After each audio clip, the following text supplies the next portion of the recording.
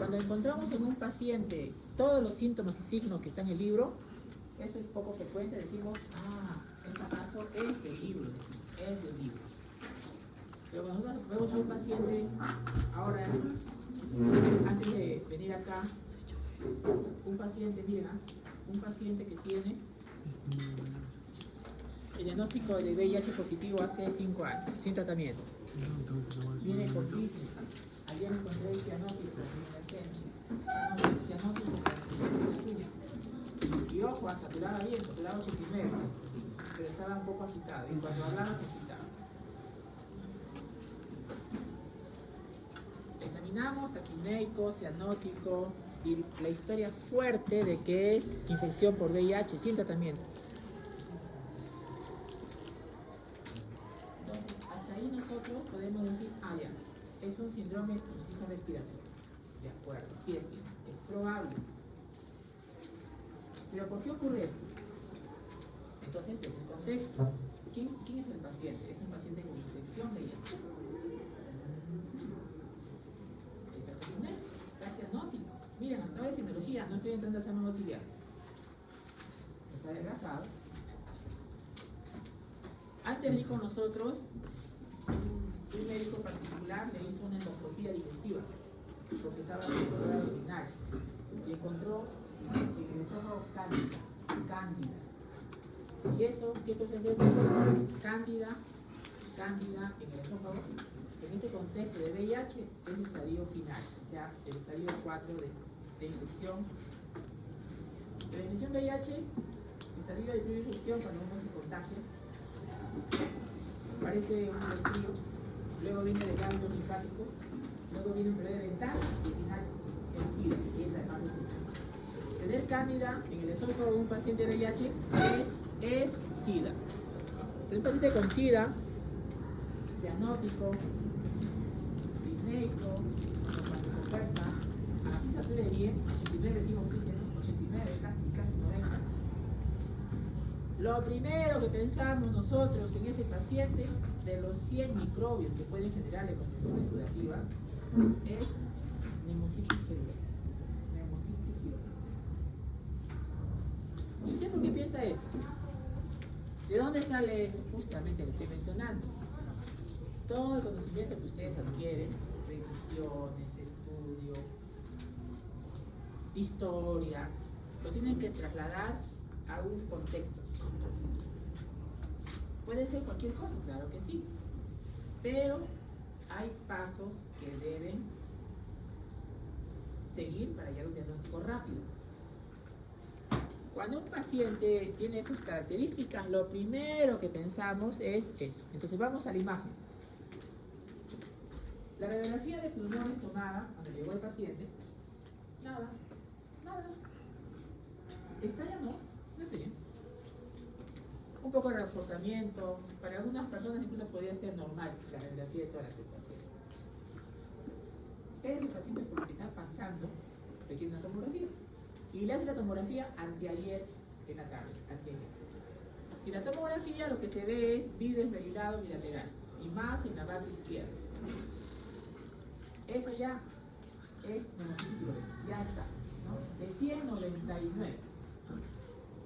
No, yo quiero agarrar el microbio, quiero agarrar al microbio en la broncooscopía, eso va a tardar. Entonces, ¿cómo llegas al diagnóstico de este microbio específicamente? Realmente, es contexto. ¿Quién es el paciente? Ya les dije. ¿Qué síntomas trae? Le acabo de decir. Sospechas. ¿Qué te puede llevar a sospechar mayor? La imagen que te acabo de mencionar. Doctor, demuéstreme el microbio. Tengo esta broncooscopía que mañana la van a programar. ¿Por qué? ¿Por qué tiene que ser así? ¿Por qué no puede ser paso por paso, esperando hasta que se defina y luego lo trata?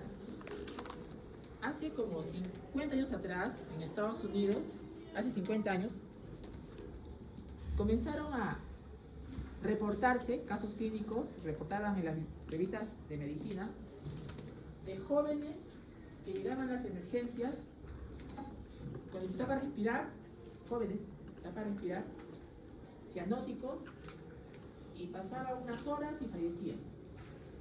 Algunos llegaban a la intubación, pero igual se fallecían. Entonces los médicos comenzaron a reportar, ¿no? En tal lugar, en tal estado de Estados Unidos pasaba esto, y en Europa también. Qué raro, ¿no?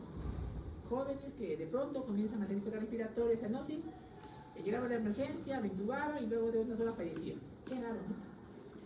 Pero llegaron a recolectar la sangre de estas personas, los casos, y saben a quién demostraron.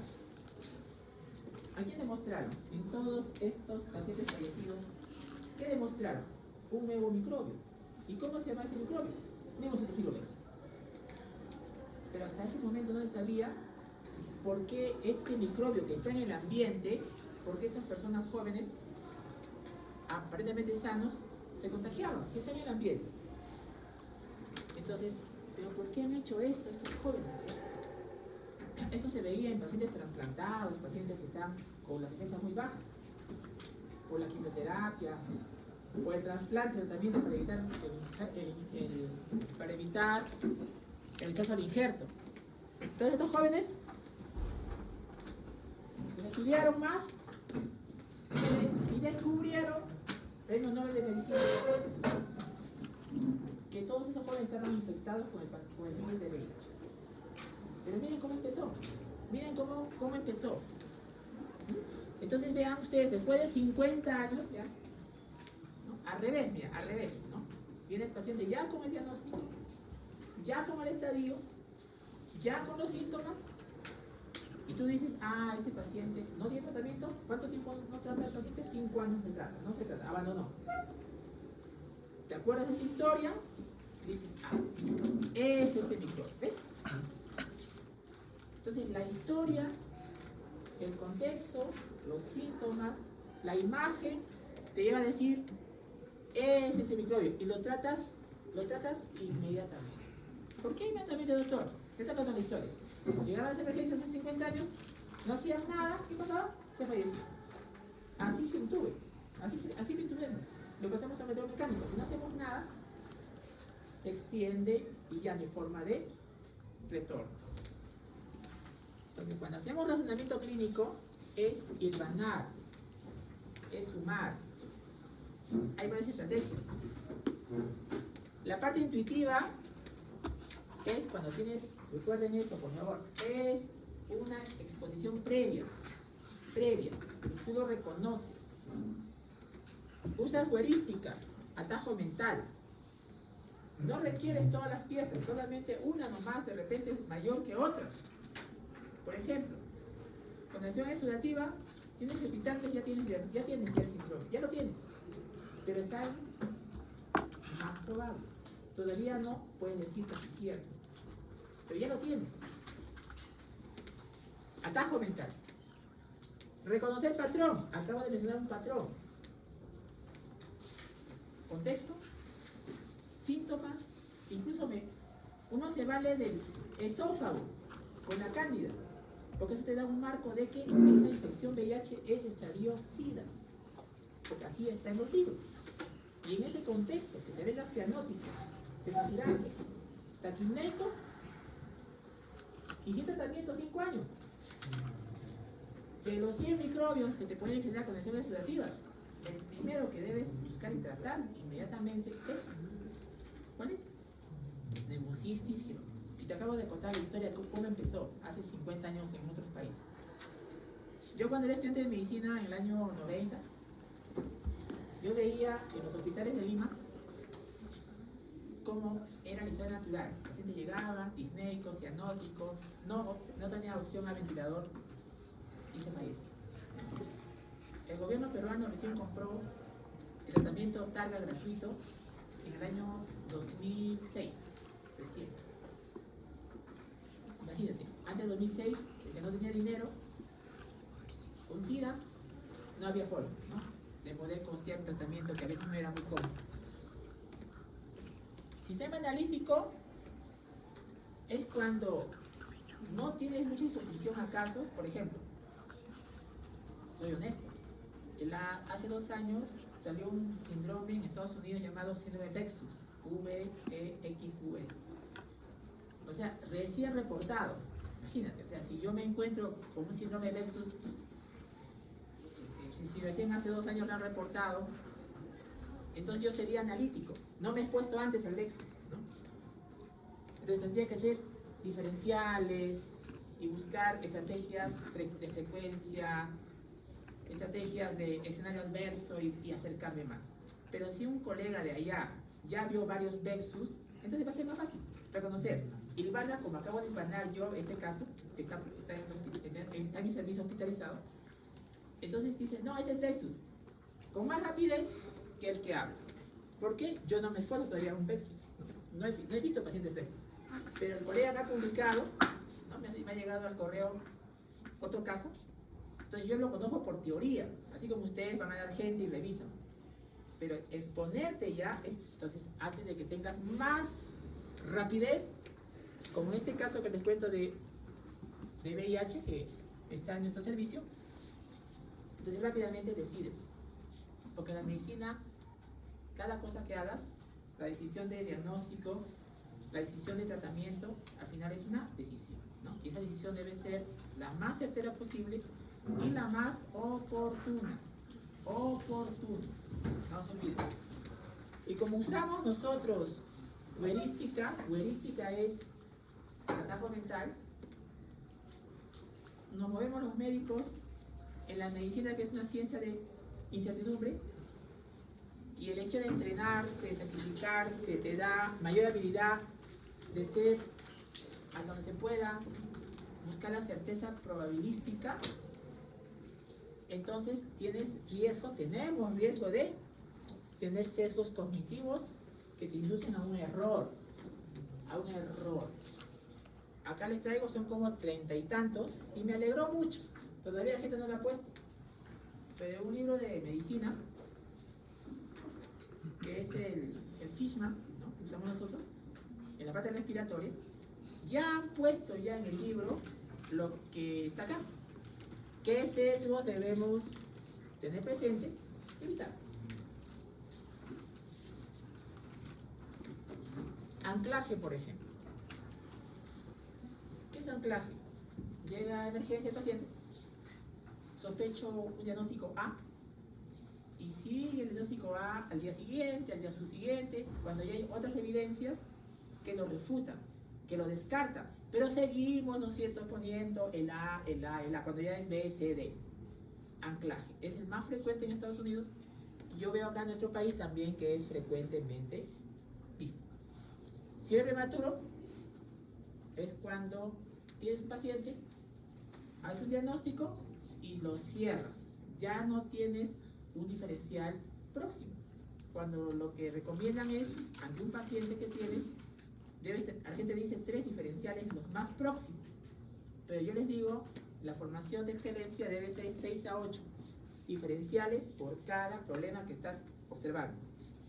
Y los que son olímpicos, o sea, ya excelentes, son todos los diferenciales. Cosa que por el tiempo que nos es muy corto, no podemos darnos el lujo de tener todos los diferentes. Lo ideal sería todo, pero a la gente dice los 3 más próximos. Yo les digo 6 a 8. Si tienen esa habilidad clínica, ya, todos los diferenciales. Todos los diferenciales. Entonces vean ustedes esta pregunta de cómo llegas al diagnóstico. Trata de ver en tus tutores cómo llegan. Nos han dicho, por favor, frente a los estudiantes, piensen en voz alta, ¿no? Entonces yo les digo, miren, hemos llegado a este diagnóstico de esta manera, ¿no? De esta manera, ¿no? Puede ser un diagnóstico alejado, menos probable, más probable o casi cierto, ¿no? Y de eso va a girar los test que van a dar a partir de la próxima semana. Quisiera que tengan atención y no haya error.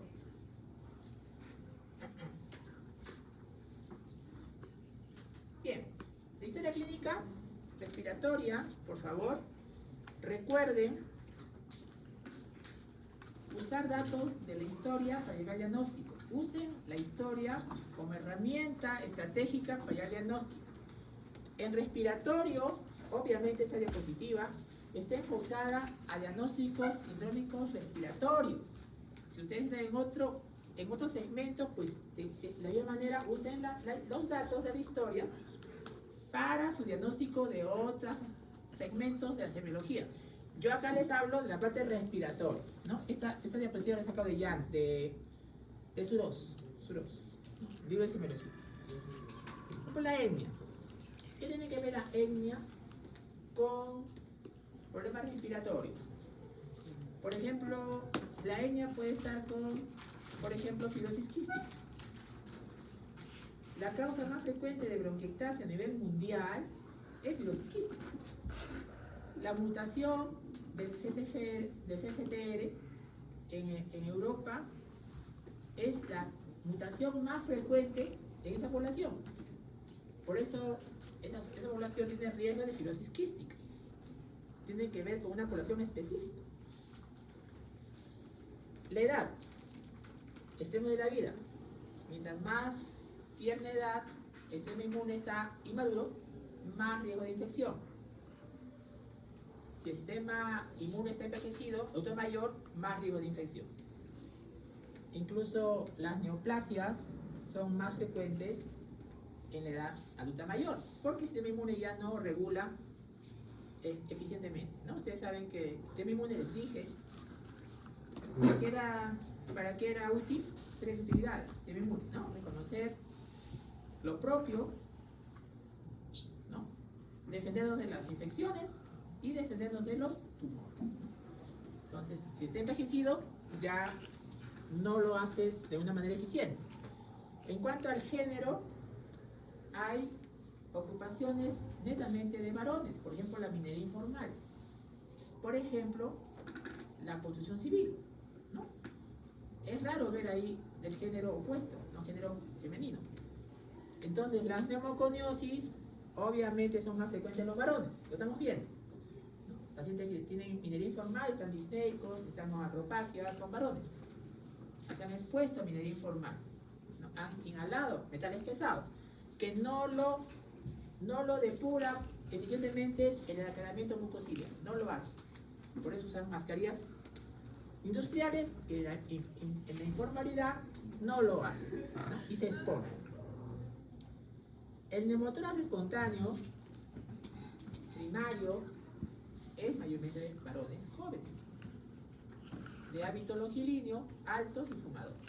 Vean ustedes cómo juega en ciertos síndromes respiratorios el género.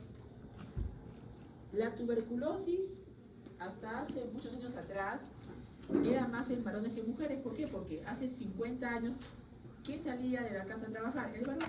Y la esposa se quedaba con los niños. O sea, el que se exponía más afuera era el varón. Pero ahora ya no es así. Los dos salen a trabajar. Entonces, los dos tienen riesgo, por ese lado. En la ocupación, inhalación de compuestos orgánicos, agricultores, los que trabajan en la parte agroindustrial, inhalan compuestos orgánicos, polvo de semillas, o si trabajan en la parte de aves, el fómite de las aves, lo inhalan y le genera lo que se llama neumonitis por hipersensibilidad, que es un tipo de condensación retral. Nosotros los médicos, los que trabajamos en tuberculosis, nosotros, obviamente, ¿no? Nuestro riesgo 3 es de infección transmitida por aire, ¿no? Tuberculosis, algunos virus, por ejemplo, el virus sincitial respiratorio, que es más frecuente que afecte a los niños de 12 añitos de edad. Pero han demostrado hace poco de que si un paciente está vacunado contra virus sincitial respiratorio, que hay vacuna, la posibilidad de fallecer por una neumonía se reduce drásticamente. Entonces, ya seguramente va a salir una directiva más adelante que todos los médicos tenemos que vacunar contra virus sincitial respiratorio. Más aún si los médicos somos adultos mayores, con más razón todavía, porque somos la población de riesgo. Lugar de residencia, hay zonas en nuestra ciudad que tienen más riesgo de TB que otras. Lo sabemos nosotros. Como provincias, por ejemplo, les puedo decir que la convención tiene más TV que otras provincias del Cusco. Lo sabemos porque nosotros trabajamos en TV. Yo soy de Lima. En Lima, la zona roja de TV es toda la parte de Lima Norte, San Juan Lurigancho, toda esa parte de La Victoria, tiene mucha TV. Entonces, si un paciente viene de allá tosiendo más de 14 días, no es muy difícil sospechar TV, entre otras cosas. Para las alergias, los climas húmedos, el tabaco, por supuesto, que también es un factor determinante en algunas síndromes respiratorios. Entonces, no olvidar también, ¿no?, la procedencia de Sicuani. No voy a decir Sicuani, no me agarro con Sicuani. Cualquier zona de Perú que tenga la interacción, población de perros con población de ovejas. Esa interacción, y si eso no está allí, puede entrar el ser humano como un huésped accidental secundario en el ciclo biológico del Echinococcus glandulosum, que le da al paciente el riesgo de quiste hidratídico.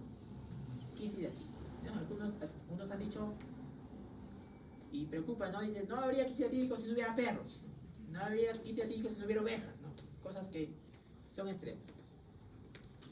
Los afroamericanos, no tenemos acá, salvo que venga un turista interno o externo, pero los afroamericanos tienen mayor riesgo de hacer hipertensión pulmonar, ¿no? Hipertensión pulmonar en algunas situaciones específicas.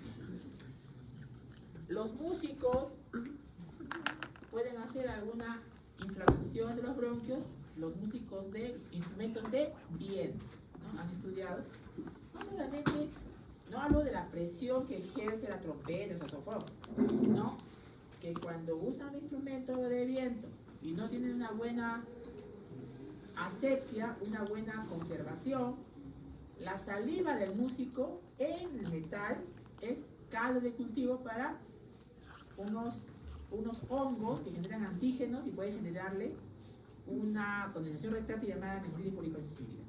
Entonces, justamente es por la conservación de la secreción en el metal. La enfermedad actual es lo más importante. Enfermedad actual. Tiene 5 ítems para todo. Forma de inicio puede ser brusco o puede ser insidioso.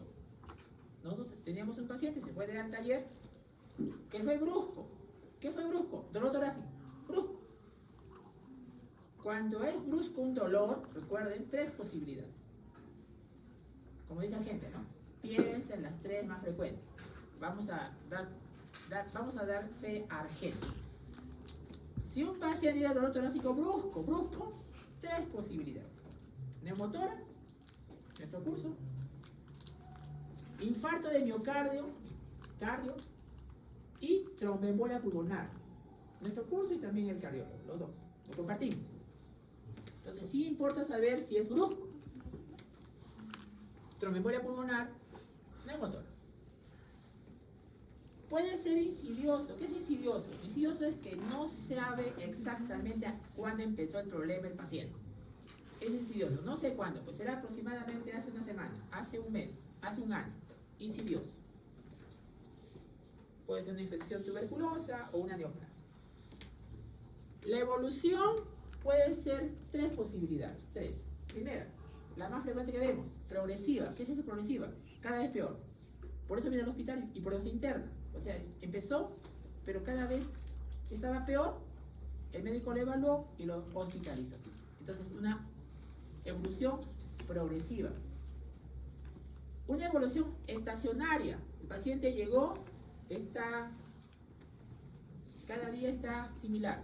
No cambia ni para mejoría ni para desmejoría. Estacionario. Por ejemplo, los síndromes anémicos, algunos son estacionarios. Ya el médico determinará si es que lo hospitaliza o no. Y los que son regresivos, esos obviamente no se hospitalizan, ¿no? Regresivos que ayer estuvo muy sintomático, un resfriado común, pero pasado mañana ya está mejor. Se regresionó la enfermedad, ¿no? Se regresionó. Lo que más vemos en los hospitales, lo van a ver en las historias, es evolución progresiva y algunas estacionarias. Bien, Y luego de eso, ¿qué ocurre? Ocurre la lista de síntomas. ¿Qué síntomas tiene el paciente? Por ejemplo, es un paciente, ¿no?, que hemos revisado con el grupo. Lo que más aqueja es dolor, bueno, disnea y tos, y malestar general. Entonces, acá viene en la lista síntomas y signos principales. En este caso, el paciente, tos, disnea y malestar general. ¿Qué más falta en el relato? Ustedes ya tienen ya casi un mes en los pisos de medicina. ¿Qué más falta en enfermedad actual, perdón? Ustedes están, pues, ¿no? Están haciendo historias, ¿cierto? Acá está inicio, está evolución, falta tipo de enfermedad. ¿Cuánto tiempo está enfermo? ¿Una semana, 2 semanas? Y falta una cosa más, falta relato. Relato. En el relato tiene que leerse dos cosas en el relato: cronología en el tiempo y detalle del síntoma principal. ¿Está bien?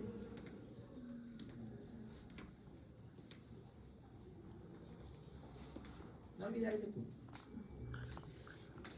No está bien lo que leemos en emergencias, en los pisos de nuestro país. No está bien que leamos, miren, relato, 2 puntos, miren, yo lo leo con cierta frecuencia, ¿no? Y eso no es relato. Relato, dice, paciente ingresa con síntoma 1, síntoma 2, síntoma 3, por lo cual viene al hospital. Eso no es relato, eso es lista de síntomas. El relato sería del síntoma 1, vamos a ver la próxima semana, por ejemplo, tos. ¿Cómo es la tos del paciente? La tos es aguda. ¿Cuánto tiempo tiene de tos? ¿Es aguda o es crónica? ¿La tos es seca o es con expectoración? ¿La tos es acompañada de banderas rojas o no? ¿La tos es en las mañanas o en las noches? Eso es descripción del síntoma. Y debe estar escrito ahí. Si fuera disnea, que va a ser cada 2 semanas, Dios mediante, ¿qué debo decir de disnea si el paciente tiene el dato? Si la disnea es continua, episódica, si la disnea es cuando toma aire, cuando lo bota, si la disnea es qué grado de disnea tiene, con qué grado de esfuerzo lo tiene, si la disnea se da por alguna posición en el paciente, sentado, echado, lateral derecho, lateral izquierdo, al amarrarse los zapatos. Entonces, eso sería de los síntomas en detalle. Pero no es suficiente. Tienes que ordenarlo en el tiempo. Hace 3 semanas, hace 2 semanas, hace 1 semana, hoy. No está bien decir, el paciente tiene estos detalles hace 3 semanas y viene al hospital hoy. No. Hay que dar 1 o 2 puntos de corte. Bueno, espero que eso les ayude también. Sé que va a ser difícil porque a veces el paciente no puede hablar y ustedes se toman de la historia clínica del paciente. Bueno, pero deben saber que eso es lo ideal. Bien, esto que ven ustedes acá es historia natural de las enfermedades. Importante en semiología y para toda la vida del médico que hace rápidamente en respiratorio. Estamos en respiratorio, rápidamente. A ver, un paciente que tiene gripe, una influenza, se resolvería si está vacunado, ¿no? ¿Ya? Pero no está vacunado el paciente. Se resolvería si guarda un reposo. No, trabaja bajo lluvia, esfuerzo, come una bebida helada. Entonces se complicó. De ser una simple gripe se pasó a ser una condensación exudativa. No debió pasar, pero pasó. Condensación exudativa, tratamiento efectivo, ahí quedó. No recibió tratamiento, no asistió al médico, no siguió las recomendaciones, se complica la condensación exudativa. ¿Con qué se complica? Con un absceso pulmonar o con un derrame pleural paraneumónico. ¿Lo tratamos correctamente? Ahí queda. Pero ¿qué pasa si no se trata adecuadamente? Ese derrame paraneumónico va hasta en pierna pleural, o sea, pus en la pleura. Miren cómo va la seguidilla de complicaciones cuando es dada un proceso sin intervención de la ciencia médica, ¿no? Otro ejemplo, trombosis venosa profunda. O sea, una persona tiene riesgo de trombosis por la triada de Virchow. La triada de Virchow tiene más de 100 años. O sea, debemos saberlo. ¿Cuál es la triada de Virchow? A ver, no puedo eso calificar. Triada de Virchow.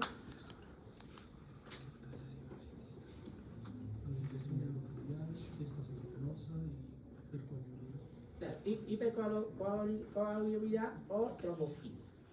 Entonces, si un paciente tiene eso, trombosis venosa, trombosis venosa profunda. ¿Qué pasa? Que una de las extremidades aumenta de volumen, cambia de color y duele. Lo detectas, le haces un ecodoppler venoso, te confirmas, lo tratas. Ahí queda. Ahí quedó. Pero ¿qué pasa si no acude al médico? Sigue así. Pasa un tiempo en semanas, eso es medido en otros países, de 10 trombosis venosas profundas sin tratamiento, 6 pueden ir a tromboembolia pulmonar. Es decir, que el coágulo que está en las venas se desprende y va al pulmón.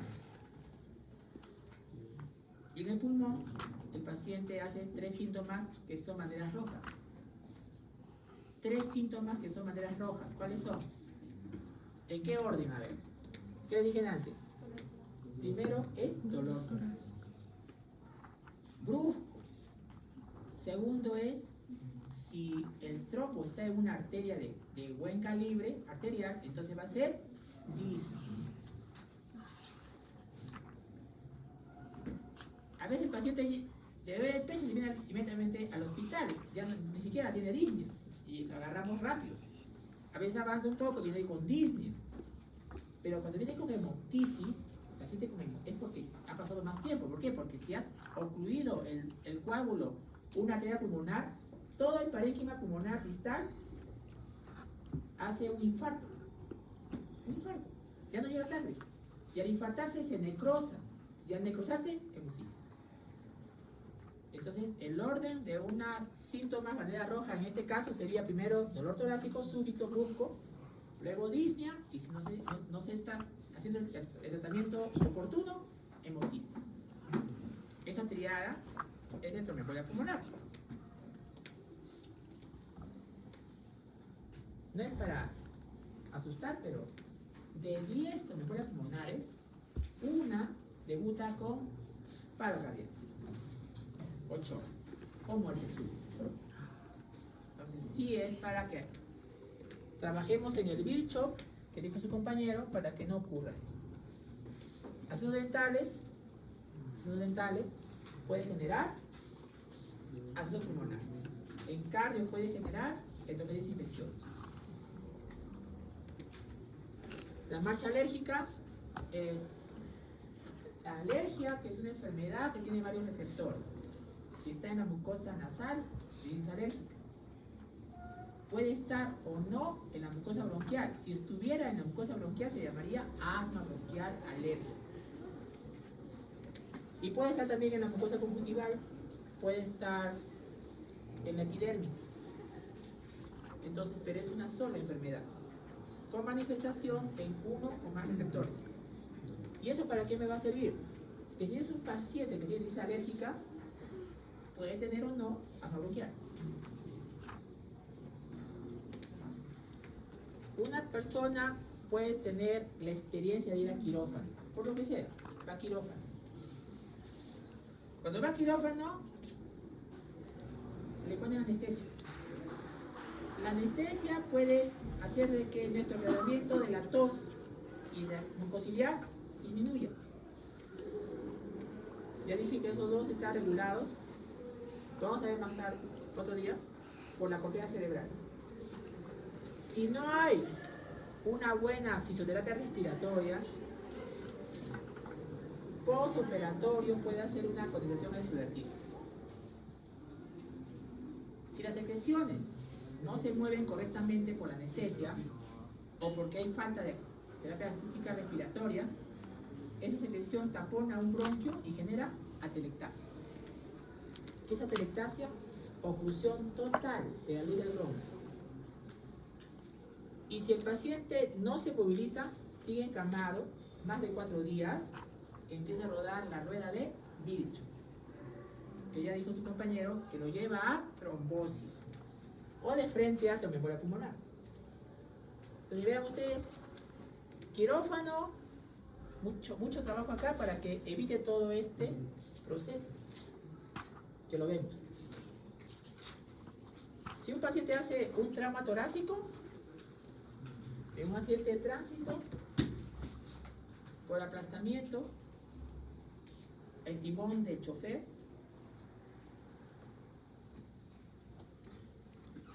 ¿cuántas estructuras tenemos en el tórax? Muchas. Yo he contado hasta por lo menos 12 síndromes. El que los traigo acá en esta diapositiva es el síndrome de neumotórax traumático. Es lo primero que debo buscar en un trauma torácico, sea este cerrado o más fácil todavía el diagnóstico es cuando está abierto, o sea hay una lesión muy importante. El neumotórax traumático. ¿Cómo te das cuenta? Triada está en argento. La triada es ICA, está en argento. Es disminución de vibración vocal en el lado afectado, timpanismo y murmullo vesicular disminuido en el lado afectado. Se llama la triada de Yardak. Cuando yo les hablo de triada, no significa de que necesito las 3 para agarrar el diagnóstico. No, lo acabo de decir. Sino es una estrategia de nosotros para poder buscar. ¿Me entiendes? ¿Por qué digo esto? Porque si es un trauma torácico, que está inconsciente, porque también se golpeó la cabeza, está desmayado, ¿cómo le voy a decir diga 33? No puedo. ¿Sí o no? Y no quiere decir, si está timpánico, que no va a ser neumotórax. ¿Me entiendes? Entonces, esa triada es contextual. ¿Me entiendes? Mayormente los traumas torácicos están en paciente inconsciente, porque también se han golpeado fuerte la cabeza. Entonces tengo que buscar timpanismo, murmullo vesicular disminuido. Y a la otra hay candado, no aplica. ¿No? Intoxicaciones. ¿Qué intoxicación podríamos tratar en nuestra historia, acá en nuestra ciudad de Cusco?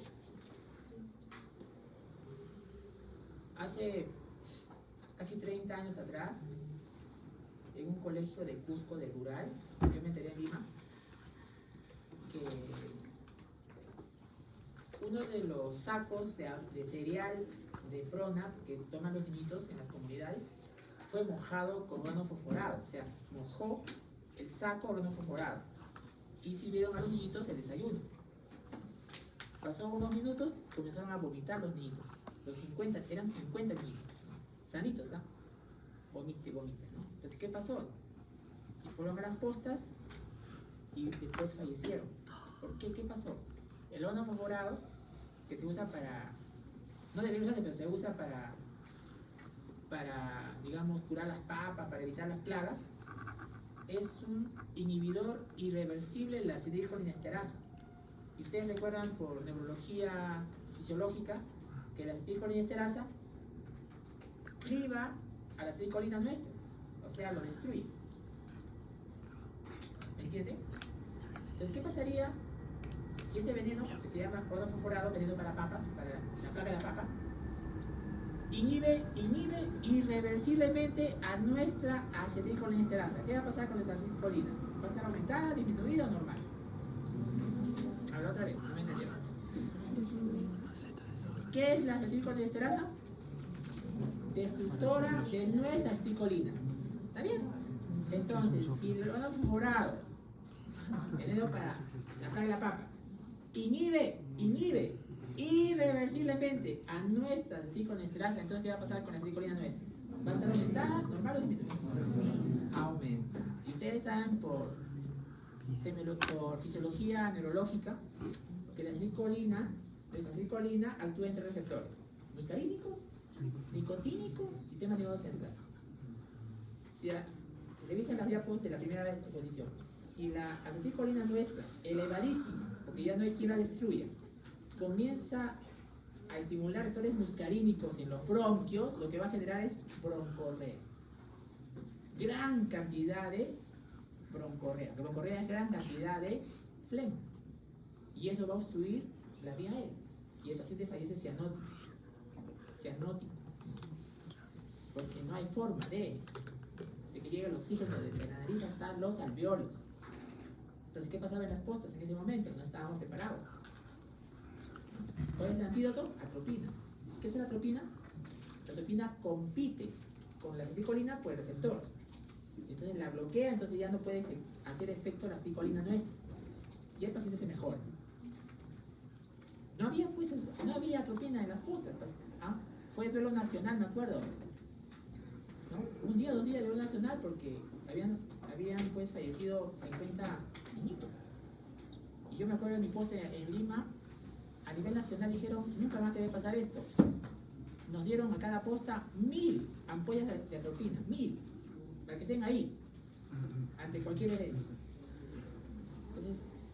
Entonces, ese es un ejemplo. Cada intoxicación tenemos que saber la fisiopatología. Una más. Ya les conté la vez pasada. Voy a contarles otra historia real en mi guardia, ¿no? Llegaron en la mañana en mi guardia, emergencia, 3 trabajadores con su indumentaria de ser trabajadores de construcción civil, ¿no? Y los 3 estaban en coma, ojos mediáticos, así. Y había restos de vómito en su ropa. Los 3 estaban en coma, los tres. Y uno de ellos ya había entrado a paro calor respiratorio, estaban masajeando y no salió. Y quedaban 2, estaban con vida, pero estaban en coma. Entonces al policía que lo trajo le dijimos, por favor, anda donde estaban estas personas y tráeme fotos, averíguate. Y el policía felizmente nos hizo caso, fue. Nosotros seguíamos ahí con los sueros, el oxígeno, intubación y todo. Pasó como 2 horas, llegó el policía. ¿Sabe lo que nos contó? Doctor, estos 3 señores, cosa curiosa, como estaban los 3 con vómito, entonces alguien dijo en el equipo, seguro se han querido suicidar los 3, cosa que era inverosímil, ¿no? 3 varones con su ropa indumentaria que se van a querer suicidar los 3. Absurdo, pero eso pensaba, ¿no? Cualquier cosa uno puede pensar. Me llevó el policía y dijo, ¿sabe qué, doctor? Estos 3 señores han estado en la noche durmiendo en un lugar cerrado y había una parte de leña humeante y no había nada, todo estaba cerrado. ¿Qué sospecha? ¿Qué pasó? O sea, ellos fueron sacados de ese ambiente, no había ventanas, no había, solo una puerta y todo estaba humo, por el humo de leña. ¿Qué pasó? Y de ahí los sacaron a los 3 y uno falleció. ¿Qué pasó? Intoxicación por no secar.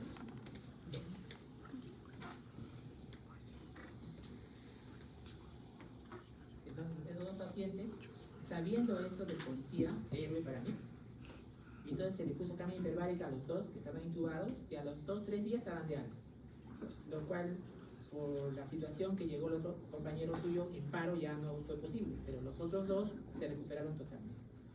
Porque la cámara hiperbárica le genera 1.5 atmósferas y lo bota al monóxido de carbono que está adherido a la hemoglobina, cosa que no lo va a lograr una cánula binasal o el ventilador mecánico nomás, no. Entonces, tener conocimiento de la fisiopatología de intoxicación te da luz. Y tener presente que ustedes deben hacer ciencia, porque si ustedes hacen caso, no, los 3 han querido suicidar, y le haces caso, ¿cómo que quiere suicidar? No tiene lógica. 3 pacientes, 3 jóvenes de edad media, 3 varones. Su olfato, ¿cómo está? No tenía la percepción de olor chamusqueado, porque no se había quemado nada, simplemente era el humo, lo que le generó la intoxicación directa y el coma. Porque si fuera humeante, más fácil, pues, no teníamos el dato. Los trajeron, lo dejaron ahí. No, hay que siempre indagar, preguntar. ¿Ya? El tabaco tiene muchos síndromes, bronquitis crónica, por ejemplo, los EPOCs, y mal estilo de vida tenemos la tuberculosis. Antecedentes familiares, podemos tener ahí la tuberculosis. ¿Por qué tuberculosis? Porque la transmisión es intradomiciliaria persistente. Recuerden eso. ¿Por qué debo recordar? Porque somos campeones en TB nosotros, Perú, en Latam ahorita. Somos primer lugar en país con TBC, en todo Latam. Le hemos ganado a Brasil. La que tiene menos TV es Cuba y Chile. Nosotros tenemos harta TV. Debemos saber cómo se transmite. ¿Por qué? Yo pensaba ingenuamente, me equivoqué, que con el confinamiento en el COVID, usaba mascarilla, iba a haber menos TV. Peor, hay más TV. ¿Sabes por qué hay más TV? Porque como estábamos confinados, las mascarillas usábamos en la calle. Pero llegábamos a la casa y nos sacábamos las mascarillas, entonces se contagiaban más. Y después de la pandemia, más TV. Casi mi servicio, más de la mitad es TV ahorita. Todo es, casi todo es TV, ¿no? Cosa que ha aumentado la prevalencia. El cáncer es por los oncogenes. ¿Sí? Y la alergia es porque hay un rasgo alérgico, capaz, como es alérgica, el bebé puede también tener alérgica por transmisión hereditaria. Entonces, si encuentro bronquiectasias, debo buscar hacia atrás si ha habido tuberculosis o una infección severa de los pulmones que le haya generado una inflamación necrosante de la mucosa bronquial. Si encuentro TBC en un paciente, le busco VIH. ¿Por qué? Porque la TBC mayormente da a la gente que está con las defensas bajas. O busco diabetes. O un tratamiento oncológico que le baja las defensas también y puede darle TB. Hay algunas enfermedades, síndromes, que generan enfermedades sistémicas. Por ejemplo, fibrosis pulmonar, si encuentro en un paciente, tengo que buscar por las neuropatías, por ejemplo, esclerodermia.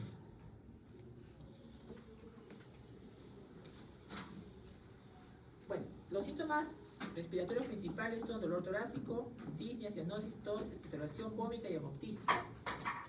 De estas síntomas respiratorios principales, algunas son banderas rojas. Recuerden eso, bandera roja. ¿Quién es bandera roja? Dolor torácico, disnea, cianosis, hemoptisis. Si es bandera roja, ¿por qué decimos que es bandera roja? Porque puede llevar a una gravedad. ¿Sí? ¿Por qué más debo recordar que es bandera roja? Porque si es bandera roja, yo debo buscar la causa en el escenario más adverso. Y si no es bandera roja, puedo darme el escenario más frecuente. No es sinónimo. Escenario más adverso, o sea, temo lo que más gravedad puede dar al paciente como causa. Y escenario de frecuencia es que es lo más frecuente. ¿Qué es lo más frecuente? Tengo que manejar los dos diferenciales. De frecuencia por un lado y de escenario más adverso por otro lado. Entonces, recomendación, está escrito. Cuando es bandera roja, el diferencial debe ser el escenario más adverso. Recuerden ese dato. ¿Ah? Hay un ejemplo.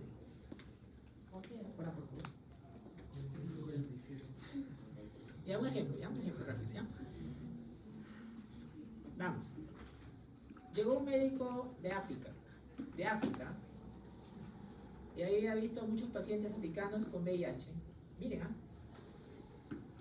hizo lesiones cutáneas de VIH, ¿no? Entonces llegó a su país de Europa y en su guardia ve a una persona que tenía las lesiones que vio en los africanos. Y él dice, después de haber hecho ese entrenamiento, dice, por favor pídele un VIH, y le sale positivo. Entonces, no, qué bien, qué certero, ¿no? Y ese mismo día de guardia, llega a la guardia en la noche un paciente con dolor de pecho, que era, como decimos los médicos, caserito, porque venía frecuentemente hacia las emergencias por dolores, ¿no? Entonces, es el paciente que frecuenta la emergencia. Sí, ponle un analgésico y ya, ¿no?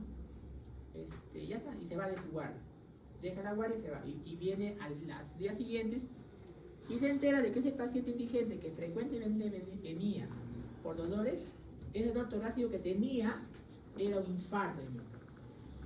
Entonces, miren, en la mañana acertó en el diagnóstico cutáneo porque tuvo un entrenamiento en otro continente, pero erró por un exceso de confianza en una bandera roja. Porque ¿cuál es la causa más frecuente del dolor torácico? Dolor musculoesquelético. Pero cuando es bandera roja, no es frecuencia, sino es ¿qué es lo peor que puede pasar? Infarto de miocardio. Y este paciente estaba con infarto, ¿no? Entonces, evitar ellos. Seguir la secuencia didáctica y descartar. Así lo conozcas al paciente, así sea caserito, como se dice. Y justamente de eso vamos a hablar en estos minutos, dolor torácico. Dolor torácico es una emergencia médica, porque a veces puede generar riesgo vital. Nos ha pasado más de una vez. Entonces, cuando es dolor torácico, por favor, recordar escenario adverso. Lo primero que debemos buscar y descartar o confirmar es condensación síndrome coronel agudo, perdón. ¿Cómo saber si es eso? Para eso usas, si es posible, el acróstico Alicia Peca. Ese acróstico te dice lo que debes preguntar al paciente o al familiar, cuando es posible. Ahí está lo que deben preguntar, y eso te acerca a si eso no es con el síndrome coronel agudo. Miren, antigüedad, localización, intensidad, calidad, irradiación, atenuación, periodicidad, evolución, concomitancias y analgesia. El dolor de un síndrome coronel agudo, lo van a ver con el cardiólogo más que conmigo, es opresivo, retroesternal, como si un elefante se parara en mi pecho. Así lo siente el paciente. Se puede irradiar o no. Si se irradia, brazo izquierdo o el cuello, incluso hasta la cavidad oral a nivel de los dientes, puede generar un síntoma de muerte inminente, puede generar diaforesis fría, puede generar náuseas, vómitos, síntomas autonómicos. En todo lo que es esto y más, deben actuar con factor de riesgo. El factor de riesgo es quién es el paciente otra vez: hipertenso, diabético, dislipidémico, obeso, sedentario, fumador. Más riesgo todavía de que tenga este problema. ¿Cómo lo defines? Con el toquegrama. Ahí está ya. ¿Listo? Y las enzimas cardíacas es para confirmación y extensión. Dilación de aorta, poco frecuente. El paciente ya no viene ya despierto, viene en síncope por el dolor intenso. Es un dolor cuando te lo dice el paciente, si es que está despierto, porque la gran mayoría llega en síncope. Es un dolor como un taladro, como si fuese un dolor de dientes en el pecho, muy intenso que lo priva al paciente.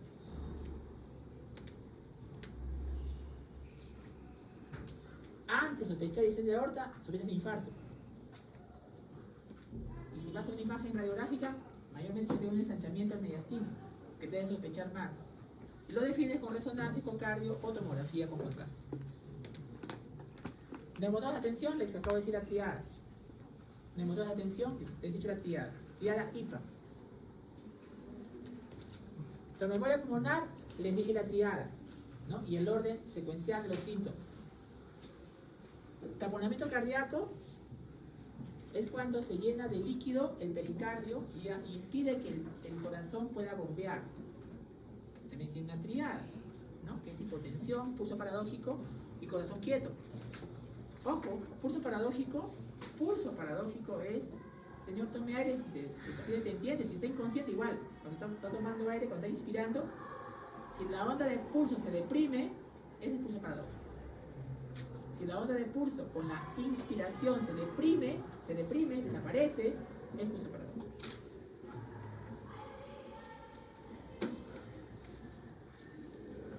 El dolor torácico puede ser fisiopatológicamente visceral pulmonar o pleuroparietal. Puede irradiarse, según el órgano afectado. Puede irradiarse.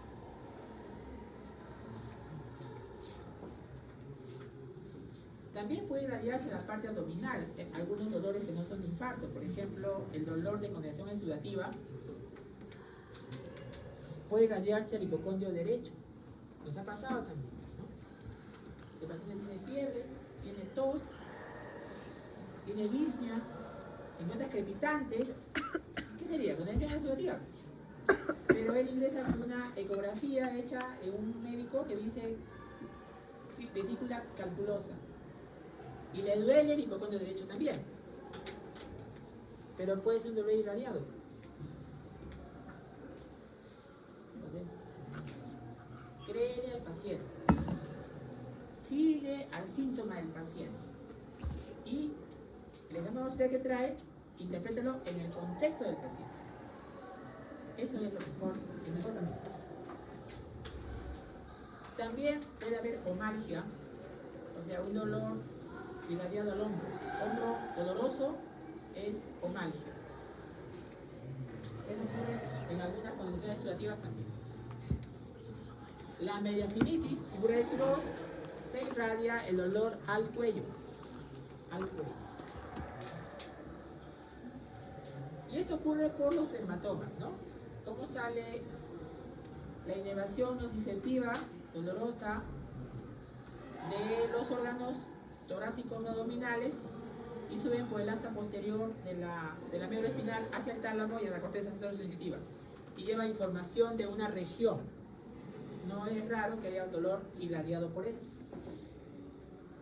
Saber que existe. Esta diapositiva es muy densa, es del libro de Brown, de Stephen Harrison.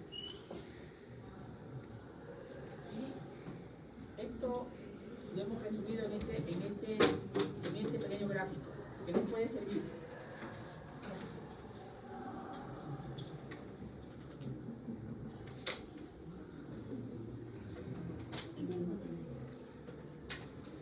Última diapositiva. Dolor torácico, ¿qué les dije? Es pantera roja. Escenario adverso es el que tienes que usar.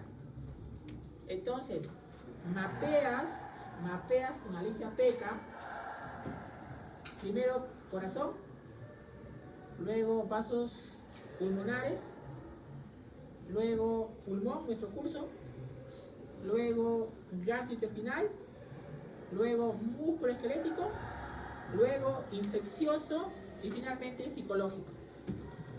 Si me preguntaran, doctor, bandera roja, sí, ¿y qué escenario frecuente ve publicado? Este es el más frecuente. Músculo esquelético, como le pasó a este médico que lo vio al indigente caserito, todo le ponen un analgésico, ¿no? Y era un infarto, ¿no? Entonces, si es cardíaco, ya le dije a Alicia Peca de infarto miocardio. Si fuera vascular, fibrilación de aorta, ya les dije que es un dolor tan intenso que el paciente llega ya en síncope. ¿Qué es síncope? Desvanecimiento sin Pérdida de conciencia total, pero de rápida recuperación. La diferencia de síncope de muerte es de que síncope se despierta. Si no es ese, es pulmonar. Pulmonar tenemos dolor pleurítico, tenemos tromboembolia pulmonar, tenemos neumotórax. Gastrointestinal, está acá el reflujo gastroesofágico. Otra vez. Pulmonar, tromboembolia pulmonar, neumotórax, dolor pleurítico. ¿Cómo es pleurítico? En punta de costado.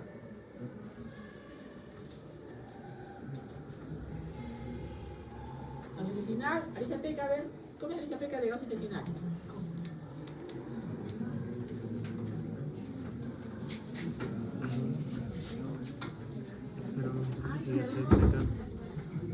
¿Es retroesternal? Sí, pero es de tipo ardor, quemazón. De pirosis. Retroesternal, pirosis, hasta la boca.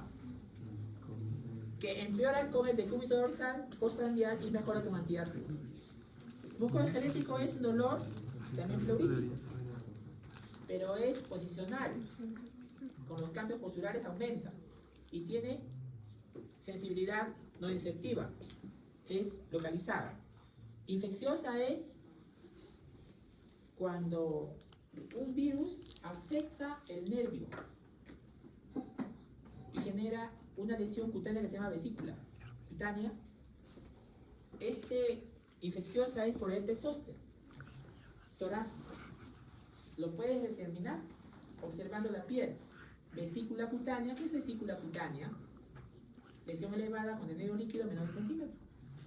Sigue el tejido dermatómico, neuroanatomía, un dermatoma. Es unilateral, derecha o izquierda. Y el dolor aquí es neuropático, es decir, por daño del nervio, el dolor es una disestesia, es pinchazón, quemazón, hormigueo. Vea usted, dolor visceral, dolor visceral, dolor visceral, dolor visceral, dolor musculoesquelético es dolor somático. Y este dolor de acá es neuropático. Y si nada de esto es, entonces el paciente está con un problema psiquiátrico. No es somático, es decir, que es un dolor por ansiedad, depresión, delirios fijos, Munchausen o pánico. Pero vea usted que el orden es este. Miren qué diferencia entre el escenario adverso y lo frecuente que es este. Este es el más frecuente que vemos. Cuidado, en bandera roja usen el escenario adverso, no el escenario frecuente, ¿ya? Bien. Un minuto, por favor, quisiera decirles sobre el examen que van a dar la próxima semana, para que no sea una extrañeza, ¿no? Porque va a ser un examen de repente de 3, 6 o 9 preguntas, ¿ya? ¿Tienen un plumón? Lo voy a explicar rápidamente. ¿No hay plumón? Entonces mentalmente. Miren, va a ser un encabezado. Por ejemplo, puede decir, paciente de tantos años con un síntoma. El grupo va a exponer la próxima semana tos, hemofisis, vómita y alteración. Entonces puedo tomar como punto en este test, paciente de tantos años con tos, como síntoma principal. Y va a haber tres columnas. Una columna en la cual dice, usted está pensando en, y te pongo 3 posibilidades acá. Puedo ponerte, no sé, tromboembolia pulmonar, te puedo poner condensación exudativa, te puedo poner pneumotórax. Primera columna. Usted está pensando en 3 posibilidades. 3. En la columna del medio te agrego un dato. Y se agregan los siguientes datos semiológicos o examen auxiliar. Y te puede agregar ahí un signo. Te puede agregar a la tos, te puede agregar crepitante, te puede agregar lo que consideren cada uno. Y te coteja. A ver, tiene tos, está pensando, vamos a suponer en condensación exudativa. Tiene tos, condensación exudativa, y acá te agrego crepitante, vamos a suponer. Ah, crepitante. Entonces, la tercera columna y última columna dice, el diagnóstico se convierte en, y hay 5 posibilidades. Alejado, menos probable, la información que te comparto adicional no influye en nada en el diagnóstico inicial, es más probable o es casi cierto. Entonces, esa leyenda va a estar acá abajo. Porque acá solamente va a haber 5 números. Va a haber -2, -1, 0, +1, +2. Y eso es igualito para el segundo y tercero. Entonces, al final ustedes tienen que, si desean círculo, marcar 3 círculos. ¿En qué número? En la primera, ¿en qué número en la segunda y en qué número en la tercera? Luego que ustedes hagan ello, yo recojo las pruebas. Siempre estoy tentado a hacerlo virtual, o sea, abrir el examen en el aula virtual, y si hay algún problema con alguno que no tiene línea, no tiene internet, etcétera, ya resolveremos. Entonces, para mí sería más fácil. Ya no tendría que estar repartiendo los exámenes impresos. Pero depende de cómo están con internet, ¿no? Porque se habilita el sistema, hemos usado mucho en pandemia eso, y se cierra. ¿Cuánto tiempo? 3 minutos. Cada una tiene solo 1 minuto, nada más. Más me demoro en repartir y recoger las pruebas yo. ¿Ya? Y luego que termina de recoger las pruebas, el grupo expositor sale y responde y resuelve para toda la clase este test. ¿Ya? Eso se va a hacer con todos los grupos que expongan. Yo espero hacer mínimo 3 con casos o hacer 6, o sea, 2 casos del mismo tema que se resuelvan. ¿Cuántos de eso vamos a hacer en el semestre? Vamos a hacer 20 casos y cada uno con 3, o sea, va a ser 60 preguntas en todo el semestre. ¿Y eso cuánto va a la nota final de teoría? 5%. 5%. La suma total. Bien. Espero que lo hayan entendido, si no, el día miércoles otra vez te voy a explicar. Gracias.